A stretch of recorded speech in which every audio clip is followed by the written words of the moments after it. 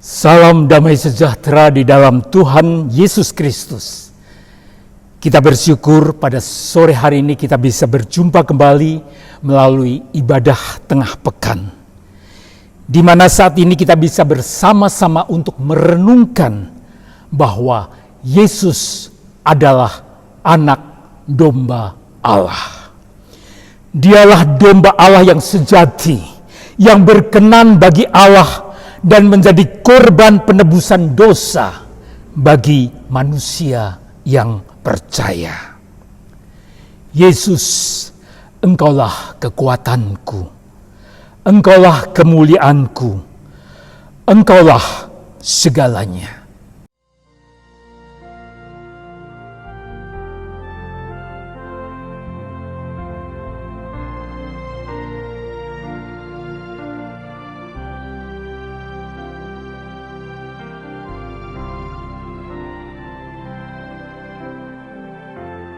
Engkaulah kekuatanku, Engkaulah kemuliaanku, Engkaulah segalanya.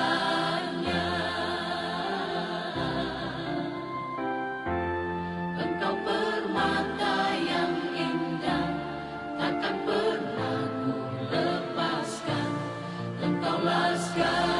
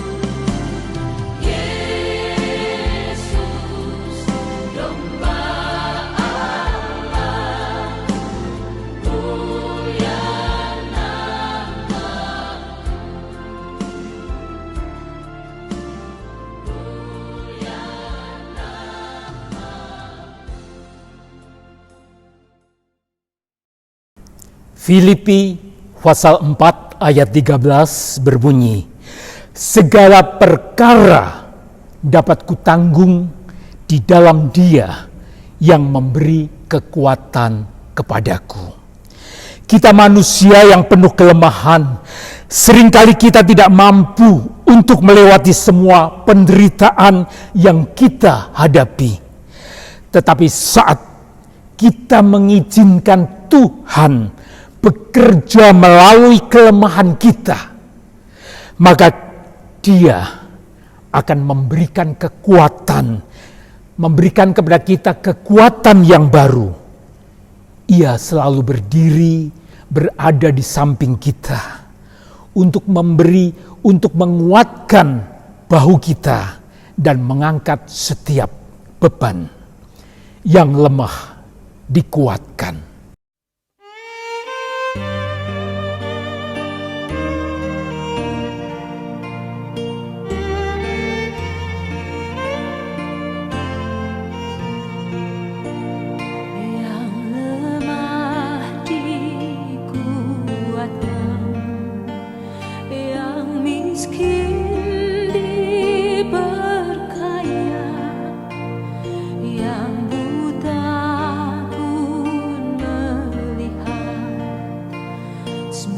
Dia buat bagiku. Ada bagian di dalam hidup kita yang tidak mampu kita lakukan, tetapi Allah memampukan. Dan ada hal-hal dalam hidup kita yang tidak mungkin, tetapi Allah memungkinkan. Oleh sebab itu justru di dalam kelemahan kita, kuasa Allah menjadi nyata. Yang lemah dikuatkan, yang miskin diperkaya, yang buta pun melihat. Semua Dia buat bagiku.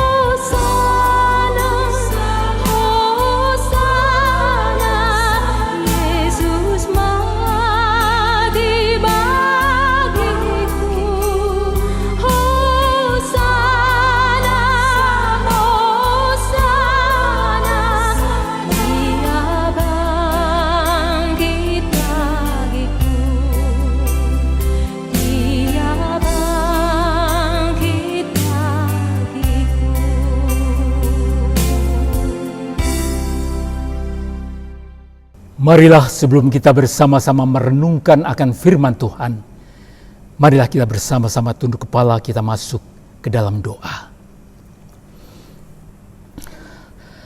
Bapa yang di surga, kami bersyukur untuk penyertaan-Mu sampai hari ini.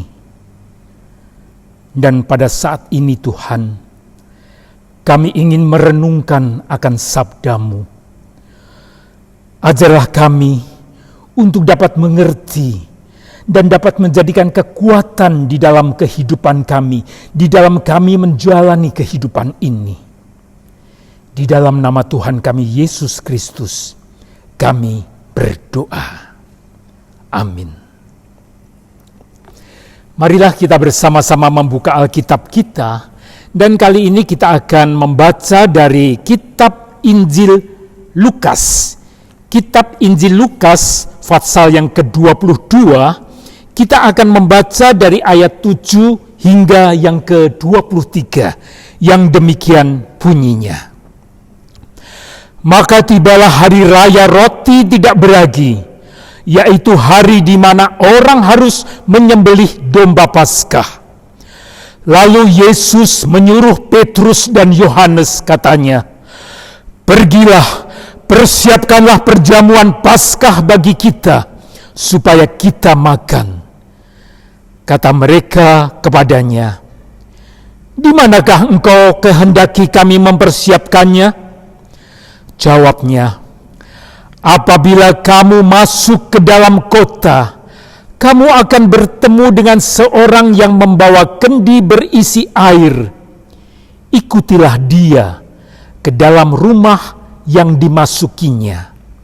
Dan katakanlah kepada tuan rumah itu, 'Guru bertanya kepadamu, di manakah ruangan tempat aku bersama-sama dengan murid-muridku akan makan Paskah?' Lalu orang itu akan menunjukkan kepadamu sebuah ruangan atas yang besar yang sudah lengkap. Disitulah kamu harus mempersiapkannya." Maka berangkatlah mereka, dan mereka mendapati semua seperti yang dikatakan Yesus kepada mereka. Lalu mereka mempersiapkan Paskah. Ketika tiba saatnya Yesus duduk makan bersama-sama dengan para rasul-rasulnya, katanya kepada mereka, "Aku sangat rindu makan Paskah ini bersama-sama dengan kamu sebelum aku menderita. Sebab aku berkata kepadamu, aku tidak akan memakannya lagi sampai ia beroleh kegenapannya dalam kerajaan Allah." Kemudian ia mengambil sebuah cawan, mengucap syukur, lalu berkata, "Ambillah ini dan bagikanlah di antara kamu. Sebab aku berkata kepada kamu, mulai dari sekarang ini aku tidak akan minum lagi hasil pokok anggur sampai kerajaan Allah telah datang." Lalu ia mengambil roti, mengucap syukur, memecah-mecahkannya dan memberikannya kepada mereka, katanya, "Inilah tubuhku yang diserahkan bagi kamu. Perbuatlah ini menjadi peringatan akan aku." Demikian juga dibuatnya dengan cawan sesudah makan. Ia berkata, "Cawan ini adalah perjanjian baru oleh darahku yang ditumpahkannya bagi kamu. Tetapi lihat, tangan orang yang menyerahkan aku ada bersama dengan aku di meja ini.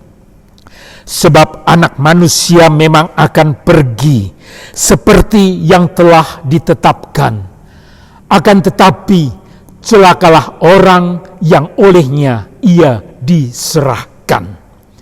Lalu mulailah mereka mempersoalkan, siapa di antara mereka yang akan berbuat demikian.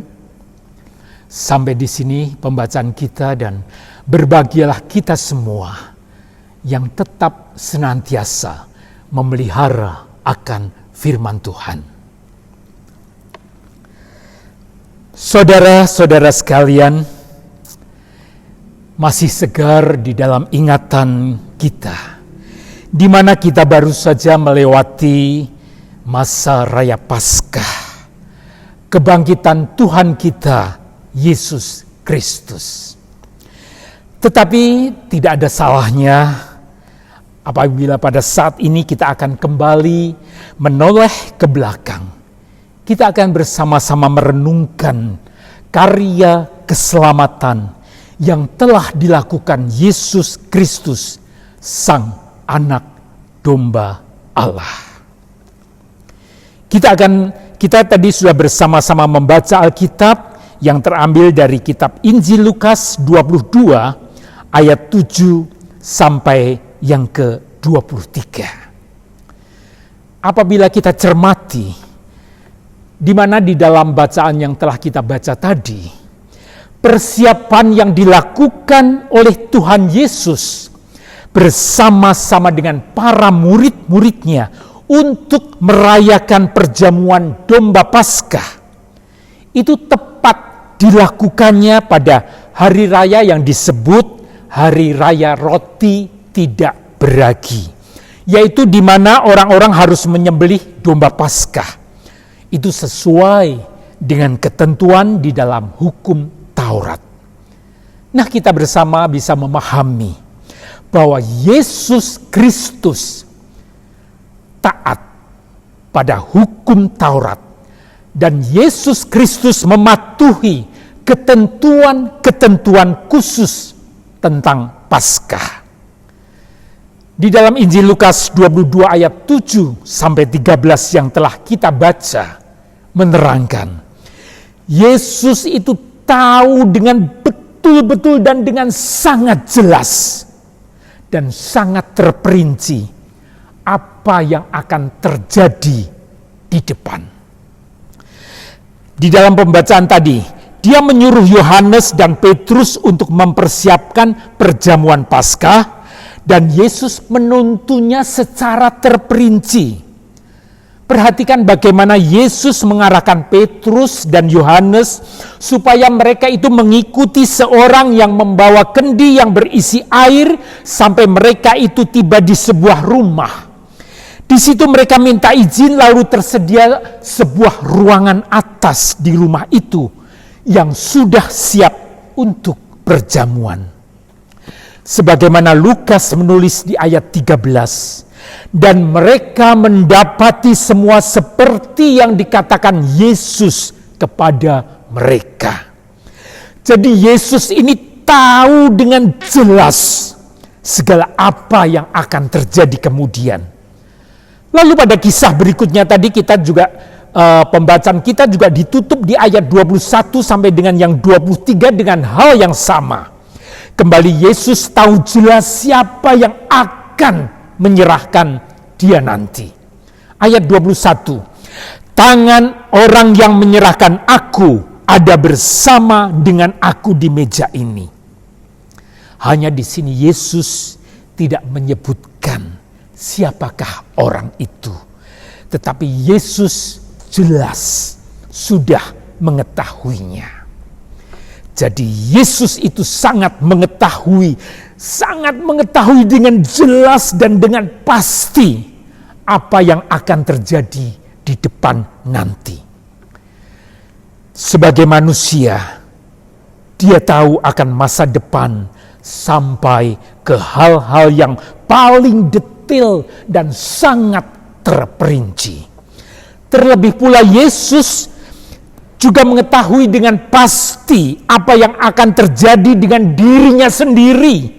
Lebih tepatnya tentang kematiannya. Ayat 14 sampai 18 dikisahkan apa yang Yesus katakan kepada murid-muridnya sewaktu di meja perjamuan itu. Yang pertama, Yesus mengatakan, "Aku tidak akan memakannya lagi sampai ia beroleh kegenapannya dalam kerajaan Allah. Aku tidak akan makan lagi." Pada ayat yang ke-16.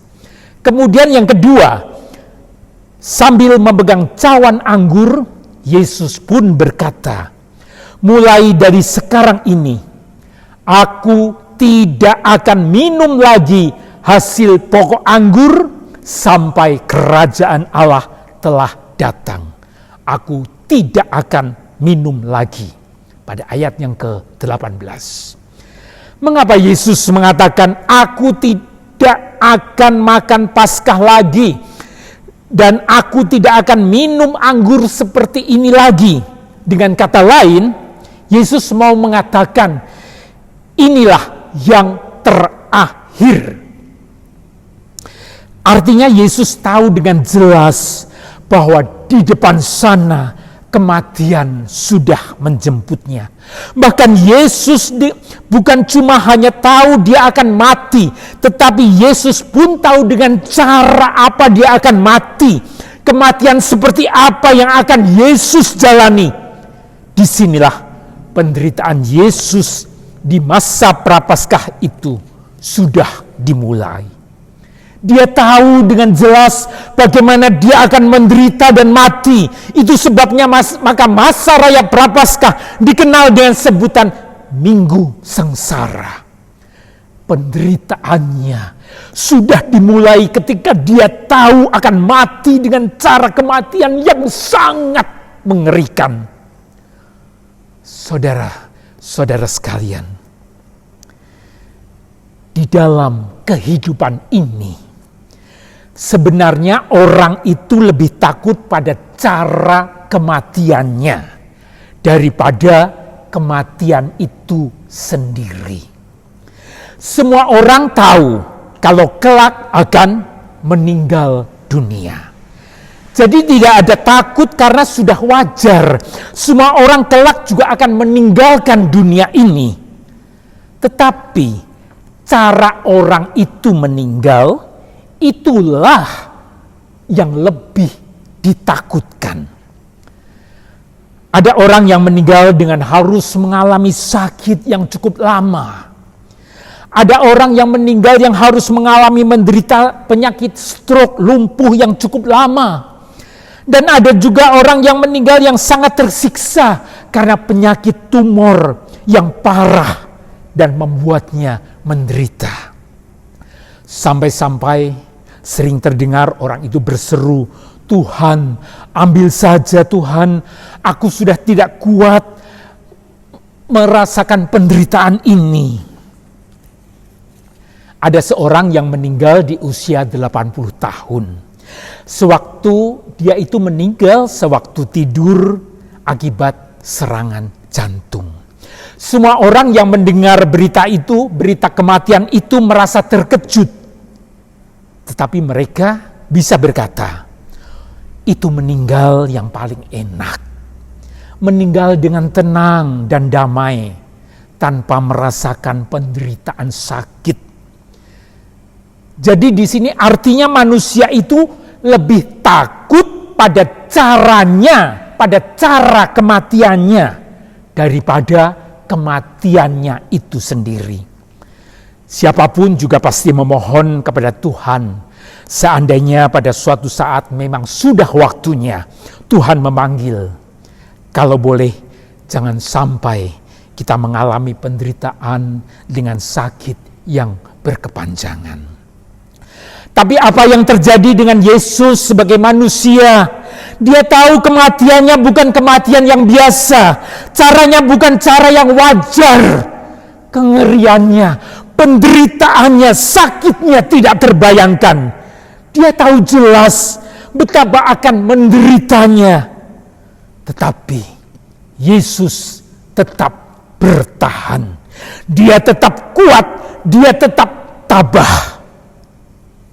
Bagaimana Yesus bisa mengatasinya?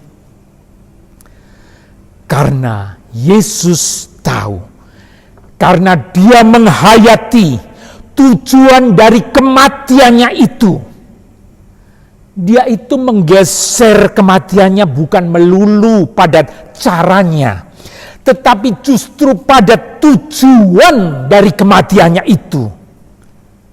Apakah tujuan kematian Yesus? Di ayat 7 pada bacaan kita tadi, itu menjadi pintu masuk dan sekaligus kita akan mengerti dan kita akan memahami tujuan kematian Yesus. Ayat 7, maka tibalah hari raya roti tidak beragi, yaitu di mana orang harus menyembelih domba Paskah. Kematian Yesus yang mau dikatakan di sini adalah kematian Yesus seperti yang diperankan oleh seekor anak domba di dalam perjamuan Paskah orang Yahudi.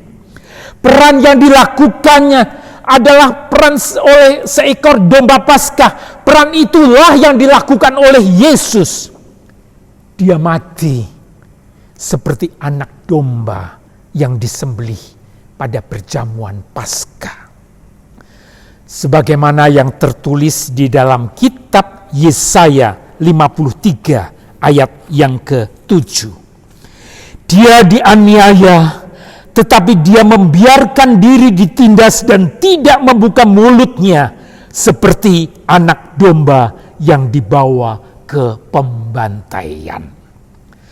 Saudara-saudara sekalian, sekalipun kematian Yesus seperti itu, tetapi kematiannya justru bertujuan menyelamatkan sebuah kehidupan.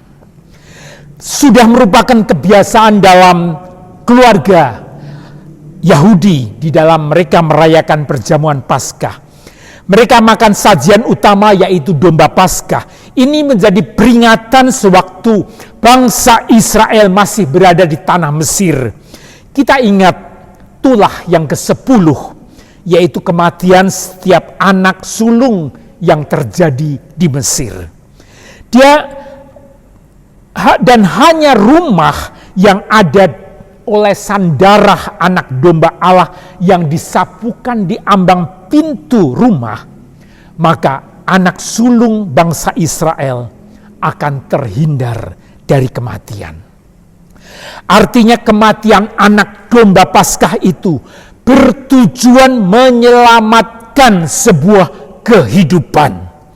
Dan Yesus menyadari bahwa dirinya adalah anak domba Paskah itu, karena kematiannya bertujuan menyelamatkan kehidupan dunia ini. Di dalam penghayatan seperti itulah Yesus berkata kepada murid-muridnya di perjamuan yang terakhir, "Inilah tubuhku yang diserahkan karena kamu, dan cawan ini adalah perjanjian baru oleh darahku yang ditumpahkan bagi kamu." Perkataan itu muncul dari sebuah kesadaran bahwa dirinya adalah anak domba Paskah. Dengan kata lain, dia hendak berkata, "Aku mati karena kamu. Aku akan dibunuh dengan cara yang paling keji dan mengerikan untuk menggenapi kurban anak domba yang meluputkan umat manusia dari maut dan memberinya kehidupan." Lebih jelasnya, Yesus mau mengatakan, "Akulah anak domba Paskah yang sebenarnya." Saudara-saudara yang kekasih di dalam Tuhan Yesus Kristus, Yesus adalah anak domba Paskah yang sebenarnya. Inilah pesan utama di dalam perenungan kita pada hari ini. Kebenaran ini mengandung pengertian dan berdampak bagi kita bahwa Yesus itu adalah anak domba Paskah. Dampak yang pertama, dia itu Yesus Tuhan yang menderita. Nah, dia kenal betul apa artinya dan bagaimana rasanya sebuah penderitaan anak domba Paskah. Saudara, hidup ini tidak pernah luput daripada yang namanya kesukaran, kesulitan, penderitaan, masalah-masalah yang ada di dalam kehidupan ini. Kita belum berada di dalam surga. Kalau kita sudah berada di dalam surga, baru kita akan bebas dari segala macam, dari segala masalah penderitaan. Tetapi selama kita masih berada di dalam dunia ini, selama itu pula masih ada yang namanya penderitaan. Dan Tuhan tidak selalu akan meluputkan kita dari masalah ataupun penderitaan. Terkadang bahkan sering penderitaan itu diizinkan hadir dan kita merasakan sakitnya di dalam kehidupan ini. Tetapi selama Yesus adalah anak domba Paskah, satu hal yang sudah pasti, kita tidak pernah sendiri menghadapinya.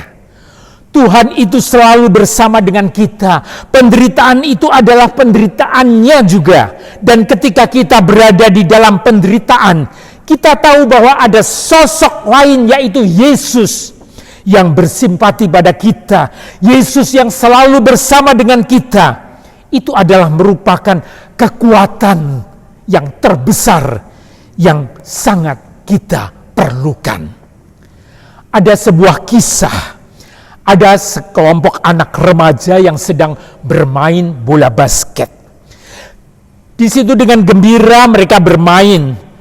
Lalu tiba-tiba bola itu menggelinding ke sebuah tempat dan dikejar oleh salah satu anak. Lalu ketika ia mengambil bola yang menggelinding itu, ternyata bola itu tepat berada di dekat seorang anak yang duduk di kursi roda karena lumpuh kakinya. Di mana anak itu sejak tadi, anak yang lumpuh itu memperhatikan kegembiraan anak-anak yang bermain bola basket dengan tatapan mata yang dia itu ingin sekali untuk ikut bermain. Di suatu saat, ketua dari sekelompok anak-anak yang bermain bola basket itu, mereka memanggil teman-temannya dan mengajak untuk bermain bola basket dengan cara semua duduk di kursi roda. Kemudian anak itu datang dan mengajak anak yang lumpuh itu untuk main bersama-sama dengan anak-anak yang lain yang kesemuanya duduk di atas kursi roda. Dan dengan bermain bola basket, dengan sama-sama duduk di kursi roda, anak yang lumpuh ini mendapatkan semangat, mendapatkan kekuatan, semangat hidup yang luar biasa. Karena bisa bermain bola basket bersama-sama dengan anak-anak yang lain, walaupun menggunakan kursi roda. Itulah juga yang dilakukan oleh Yesus ketika kita berada di kursi duduk, berada di kursi roda penderitaan.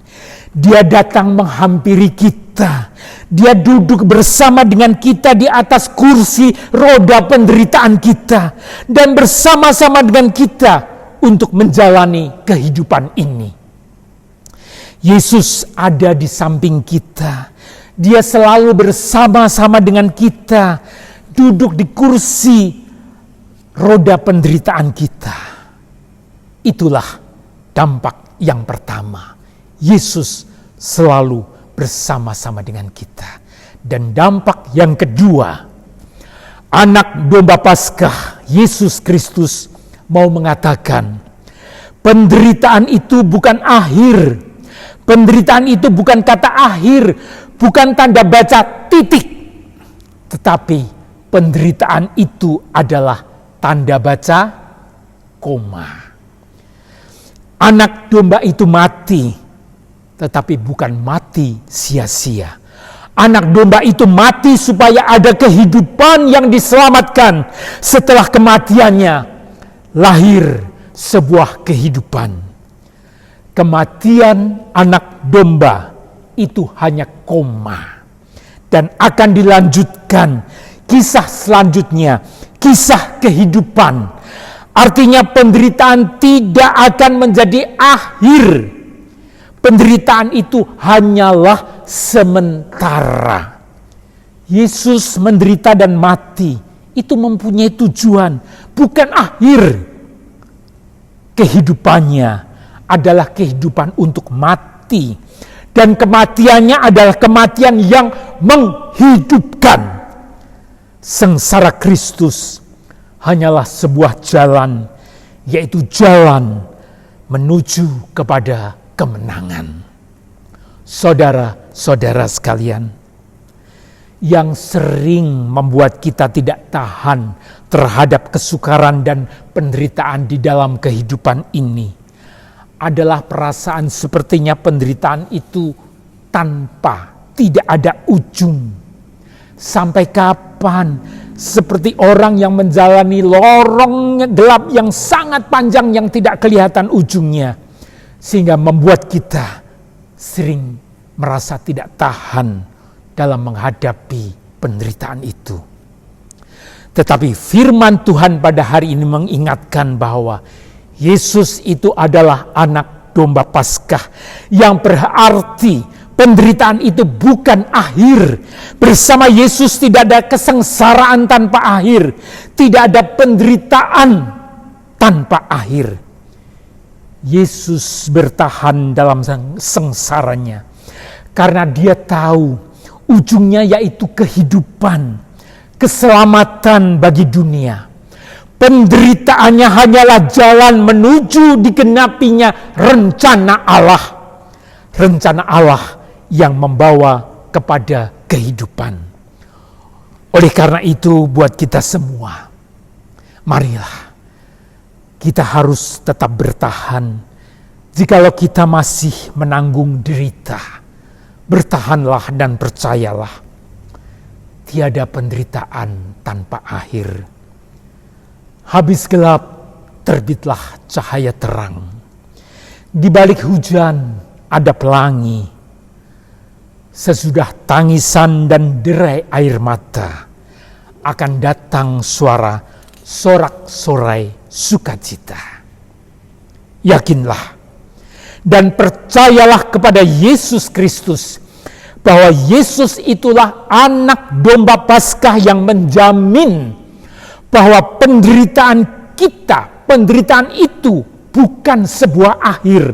Penderitaan hanya jalan menuju kemenangan.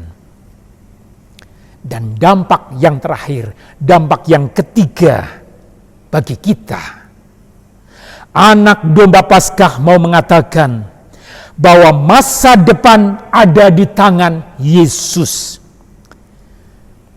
Yesuslah yang mengendalikannya. Dia memang tahu secara pasti apa yang akan terjadi ke depan.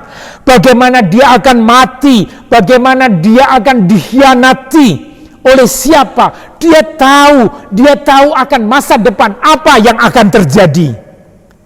Masa depan itu ada di dalam rencananya. Masa depan itu ada di tangannya. Bahkan anak domba itu yang empunya hari esok. Dia yang memegang kunci masa depan kita. Kita lihat dari Wahyu 5 ayat 6 sampai yang ke-9.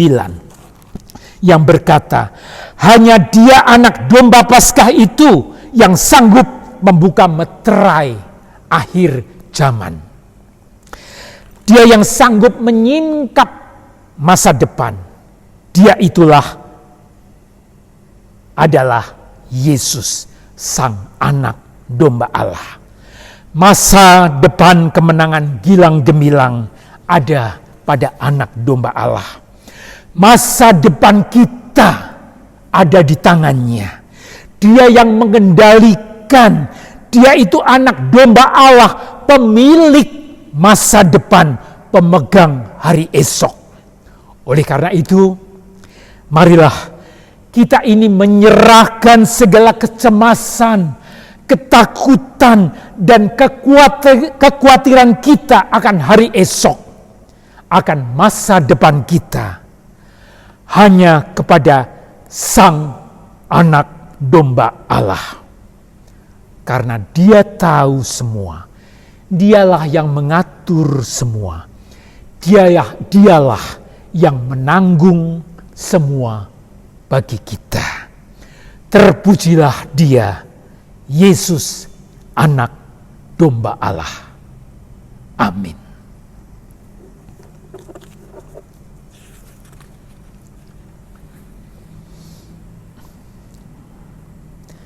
Marilah kita bersama-sama kita masuk ke dalam doa. Terima kasih Tuhan untuk sabda-Mu yang menjadikan kekuatan kami di dalam menjalani kehidupan ini. Dan membuat kami lebih yakin dan percaya bahwa Tuhan selalu bersama-sama dengan kami, walaupun ada penderitaan maupun ada kesulitan di dalam kehidupan kami. Bersama dengan Tuhan, ada hari esok yang Tuhan sediakan. Karena kami percaya bahwa Tuhanlah yang memegang hari esok. Kami percaya bahwa masa depan kami ada di dalam tangan Tuhan. Karena hanya Yesuslah anak domba Allah yang telah berkorban bagi penebusan segenap seluruh dosa-dosa kami. Terima kasih Tuhan. Hanya di dalam nama Tuhan kami Yesus Kristus kami berdoa. Amin.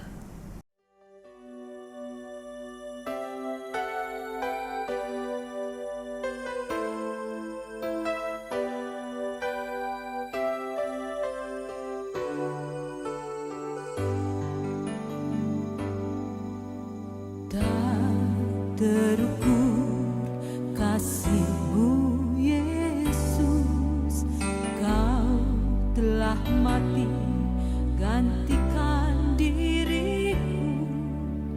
Kau curahkan darah-Mu untuk tebus dosaku.